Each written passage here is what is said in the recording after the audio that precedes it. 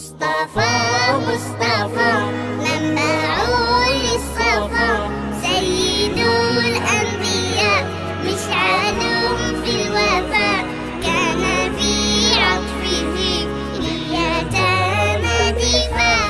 مصطفى مصطفى منبع للصفا، سيد الأنبياء مشعل في الوفاء، كان في عطفه لليتامى دفاع.